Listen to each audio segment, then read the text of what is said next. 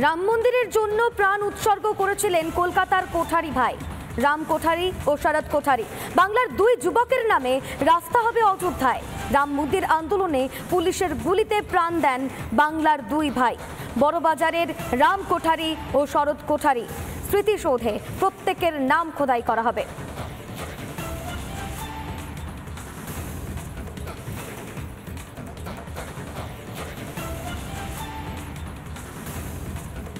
রাম মন্দিরের জন্য যারা জীবন উৎসর্গ করেছেন তাদের জন্য অযোধ্যায় একটি স্মৃতিসৌধ নির্মাণের কথা ঘোষণা করেছেন উত্তরপ্রদেশের মুখ্যমন্ত্রী যোগী আদিত্যনাথ। ঠিক কি বলেছেন তিনি, শোনাই আপনাদের।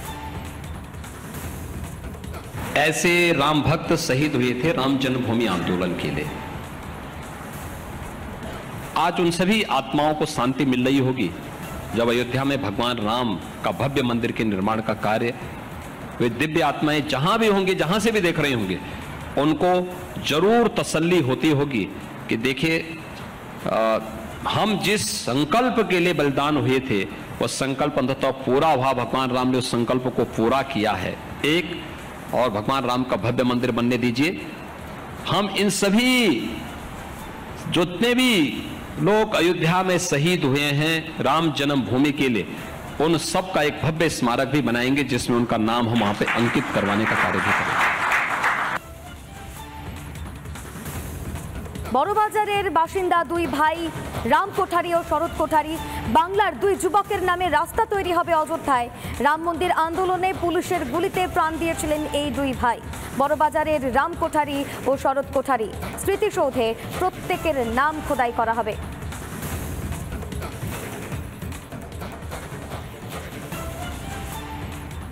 এই বাড়িতেই পৌঁছে গিয়েছিলেন আমাদের প্রতিনিধি এলিনা, কথা বলেছিলেন তার বোনের সঙ্গে। শোনাবো আপনাদের সেই প্রতিবেদন। আমাদের এই কলকাতা বহু কিছুর সাক্ষী, বহু ইতিহাসের সঙ্গে জড়িয়ে রয়েছে আমাদের তিলোত্তমা। দেশের জন্য প্রাণ দিয়েছেন অনেকে, বহু লড়াই করেছেন তারা। আগামী 22শে জানুয়ারি রাম মন্দিরের উদ্বোধন, বহু প্রতীক্ষিত এই মন্দিরের উদ্বোধন হবে আগামী 22 তারিখ। নতুন বছরের শুরুতে এ যেন এক বিরাট উপহার গোটা দেশের জন্য। তবে এই রাম মন্দির প্রতিষ্ঠার পিছনে জড়িয়ে রয়েছে বহু ইতিহাস, আর সেই ইতিহাসের পাতা যদি আমরা ঘাঁটি তাহলে উঠে আসবে বাংলার দুই সন্তানের নাম, বঙ্গ সন্তানদের নাম। রামকুমার কোঠারি এবং শরৎ কুমার কোঠারি, এই দুই ভাইয়ের জন্যই আজকে হয়তো এই রাম মন্দিরের উদ্বোধন হচ্ছে। তারা ছিলেন কলকাতার বাসিন্দা। আমি ঠিক সেই জায়গায় দাঁড়িয়ে রয়েছি যেখানে তাদের বাড়ি ছিল।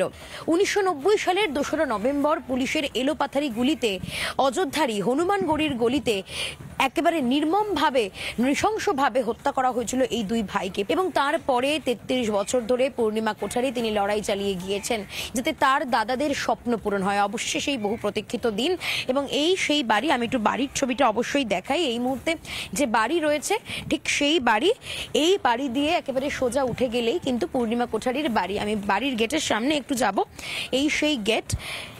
এখানেই কিন্তু শরৎ কুমার কোঠারি এবং রামকুমার কোঠারি দুজনের স্মৃতি রয়েছে, স্মৃতি বিজড়িত এই বাড়ি। এবং তাদের আদি বাড়ি ছিল আহিরিটোলার বিকে পার্কে, সেখানেই তারা 3 ভাই বোন বড় হয়েছেন। তবে এই বাড়িতেও আমরা সকালবেলায় বিভিন্ন ছবি দেখেছি, রামকুমার কোঠারি এবং শরৎ কুমার কোঠারি স্মৃতি বিজড়িত বহু মেমেন্টো, বহু স্মারক এই বাড়িতে রয়েছে। তার দাদাদের স্মৃতি নিয়েই তিনি কিন্তু বেঁচে রয়েছেন। আর আগামী 22 তারিখ তার দাদাদের স্বপ্ন পূরণ হচ্ছে। দেশের জন্য যে 16 জন প্রাণ দিয়েছিলেন হনুমানগড়ির গলিতে, তাদের স্বপ্ন সফল হচ্ছে। ক্যামেরায় অমিত নাথের সঙ্গে লীনা ভট্টাচার্যের রিপোর্ট, রিপাবলিক বাংলা, কলকাতা। উত্তরপ্রদেশ সরকারের এই সিদ্ধান্তে স্বভাবতই খুশি পূর্ণিমা কোঠারি। আমরা একবার শুনবো তার বক্তব্য, তিনি ঠিক কি বলেছেন।